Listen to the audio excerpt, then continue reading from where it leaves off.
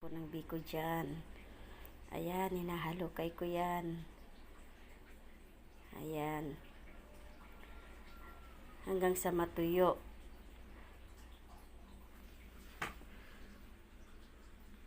Okay. Yan, medyo malapot-lapot na siya dyan. Malapot na yan. Sige, halukayin para hindi siya masunog. Ang nilagay ko pala dyan guys, yung gata. Kagalimbawa 2 kilo, siyam na basong coconut milk. Tsaka asukal. Yan.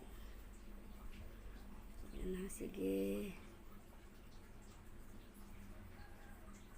Yan, malapot na yan. Sobrang lapot na yan.